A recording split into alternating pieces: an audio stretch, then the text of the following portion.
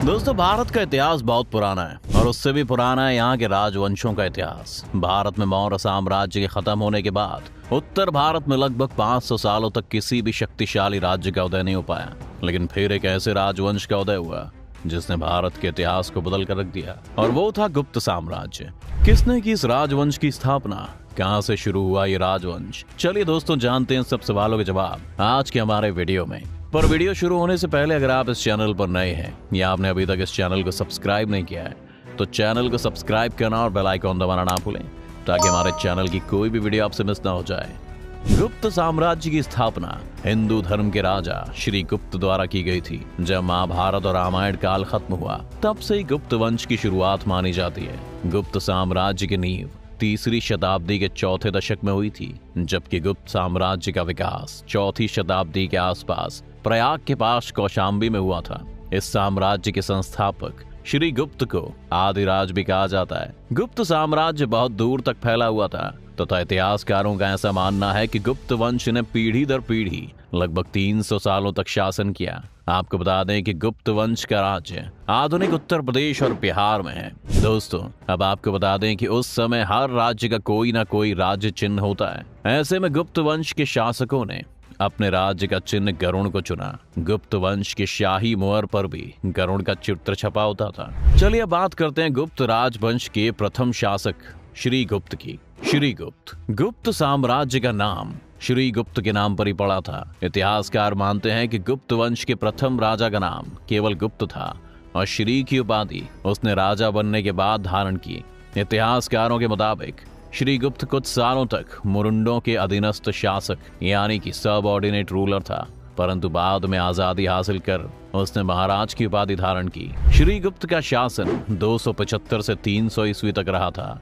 घटोत्कच श्री गुप्त की मृत्यु के बाद श्री गुप्त का पुत्र घटोत्कच श्री गुप्त की गद्दी पर बैठा। इसके बारे में इतिहास में कोई जानकारी नहीं मिलती है, लेकिन स्कंद गुप्त के समय के सुपिया अभिलेख तथा प्रभावती गुप्त के पूना ताम्रपत्र अभिलेख के मुताबिक ये घटोत्कच गुप्त वंश का संस्थापक था। परंतु समुद्र गुप्त की प्रयाग प्रशस्ति के अनुसार इस वंश का संस्थापक श्री गुप्त था। घटोत्कच का शासन 300 से 319 ईस्वी तक चला था। घटोत्कच के बाद में गुप्त वंश की बागडोर चंद्रगुप्त प्रथम के हाथ आई। इस वंश का जो सबसे प्रतापी राजा था वो चंद्रगुप्त प्रथम ही था। चंद्रगुप्त प्रथम। कुछ इतिहासकारों का मानना है कि गुप्त वंश का असली संस्थापक चंद्रगुप्त प्रथम ही है, क्योंकि श्री गुप्त के शासन काल में गुप्त साम्राज्य सिर्फ मगध तक ही फैला था, लेकिन चंद्रगुप्त प्रथम ने उसे इलाहाबाद तक फैला दिया। गुप्त वंश के शासकों में चंद्रगुप्त प्रथम ही ऐसा शासक था जिसने महाराज अधिराज की उपाधि को धारण किया। चंद्रगुप्त प्रथम ने लिच्छवी राजवंश की राजकुमारी से विवाह किया था। चंद्रगुप्त ने जो सिक्के जलाए उसमें चंद्रगुप्त और कुमार देवी की तस्वीर छपी होती थी। चंद्रगुप्त प्रथम का शासनकाल 319 ईस्वी से लेकर 335 ईस्वी तक चला था। समुद्रगुप्त प्रथम। चंद्रगुप्त के बाद समुद्रगुप्त प्रथम राज्य का उत्तराधिकारी बना। चंद्रगुप्त की तरह समुद्रगुप्त भी बहुत प्रतापी राजा था। समुद्रगुप्त एक महान शासक था जो कि एक कवि, विद्वान और एक महान योद्धा और संगीत को समझने वाला था। समुद्रगुप्त को एक कुशल शासक भी माना जाता था जो हिंदू धर्म का अनुयायी था, और साथ ही वो बौद्ध और जैन धर्मों का भी सम्मान करता था। समुद्रगुप्त की महानता का सबूत इलाहाबाद प्रशस्ति से मिलता है। कवि हरिशेन द्वारा संस्कृत भाषा में लिखित एक प्रशस्ति में यह भी बताया गया है कि समुद्रगुप्त ने अपने आसपास के 9 राज्यों को हराया था, जिसमें दिल्ली, पश्चिमी उत्तर प्रदेश व उसके आसपास के क्षेत्र भी इसमें शामिल हैं। साथ ही ये भी बताया जाता है कि समुद्रगुप्त ने तकरीबन 12 राज्यों को जीतकर अपने अधीन किया था। उसने उड़ीसा, आंध्र प्रदेश, पल्लव जैसे राज्य शामिल हैं। समुद्रगुप्त का कार्य 335 ईस्वी से लेकर 375 ईस्वी तक रहा। समुद्रगुप्त के बाद ऐसा माना जाता है कि उनके बाद बेटा रामगुप्त गद्दी पर बैठा, लेकिन वो उतना शक्तिशाली नहीं था कि वो गद्दी संभाल पाए। चंद्रगुप्त द्वितीय विक्रमादित्य।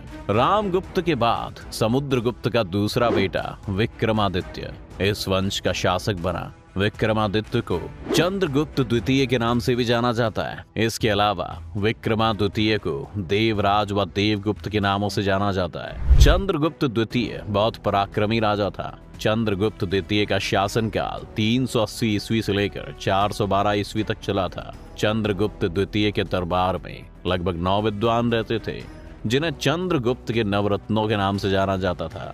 कवि कुलगुरु कालिदास, धन्वंतरी शपड़क, अमर सिंह, वरामिहिर, वररुचि, शंकु, बेताल भट्ट, घटपर्कर जैसे विद्वान इसी दरबार से निकले थे। कुमारगुप्त गुप्त वंश के इतिहास में ये भी एक महान शासक के रूप में जाना जाता है। बाकी राजाओं की तरह कुमारगुप्त ने अपने राज्य की सीमाओं को आगे तो नहीं बढ़ाया, लेकिन अपने राज्य की सीमा को कभी कम भी नहीं होने दिया। गुप्त वंश के शासकों में सबसे लंबे समय तक राज करने वाला यही शासक था जिसने सबसे लंबे समय तक राज्य किया। कुमारगुप्त के शासन काल के समय गुप्त राज्य पर पुष्यमित्रों का आक्रमण हुआ था, लेकिन कुमारगुप्त के पुत्र स्कंदगुप्त ने सभी लोगों को हरा दिया था।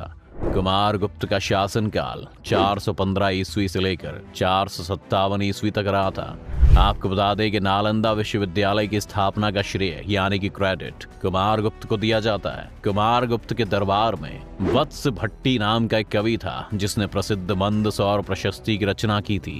स्कंदगुप्त कुमारगुप्त के शासन के बाद उनका बेटा स्कंदगुप्त गद्दी पर बैठा। स्कंदगुप्त के शासन काल में गुप्त वंश की राजधानी को बदलकर अयोध्या को राजधानी बनाया गया। स्कंदगुप्त के शासन काल की सबसे महत्वपूर्ण घटना थी इस समय में हूणों का आक्रमण। हालांकि स्कंदगुप्त इसे रोकने में सफल रहा। स्कंदगुप्त का शासन काल ही भारी वर्षा के कारण सुदर्शन झील का बांध टूट गया था। इसके बाद में फिर से निर्माण स्कंदगुप्त ने करवाया था। स्कंदगुप्त का शासन काल 455 ईस्वी से लेकर 467 ईस्वी तक चला था।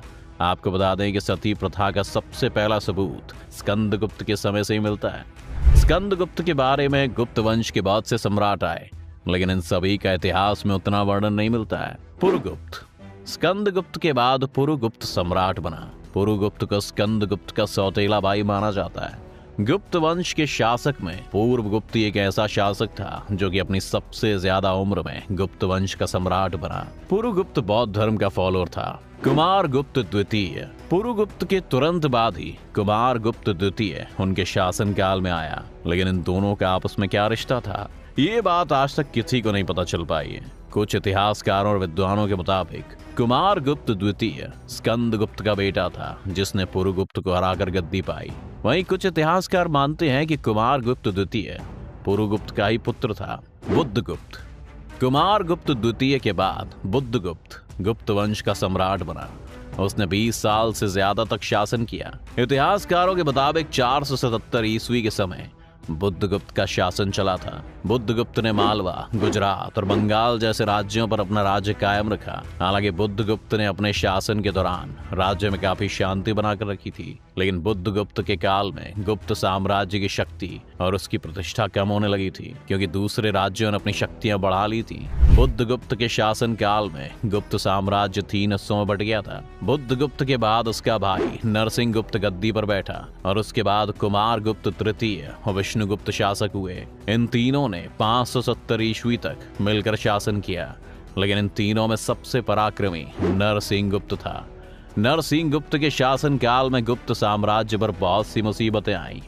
मालवा में यशोधर्मन नाम का एक प्रतापी विजेता हुआ जिसने गुप्त साम्राज्य को बहुत नुकसान पहुंचाया और कई राज्यों पर अधिकार कर लिया। इसी काल में मिहिर कुल हूण ने भी साम्राज्य पर बार बार हमले किए और नरसिंहगुप्त को टैक्स देने पर मजबूर किया। हूण विजेता ने जनता पर भयंकर अत्याचार भी किए।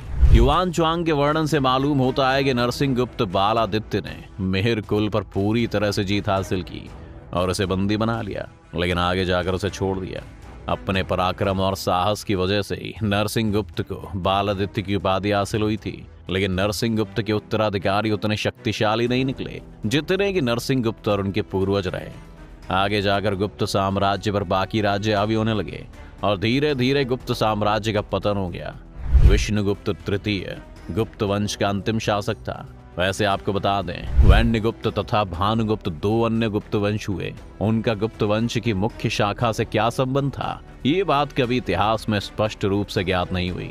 क्या गुप्त युग वास्तव में स्वर्णिम युग था? दोस्तों, भारत के इतिहास में गुप्त साम्राज्य के काल को गोल्डन एज कहा जाता है क्योंकि उस दौर में जो विकास हुआ उस वजह से इस काल को भारत का स्वर्णिम युग कहा जाता है।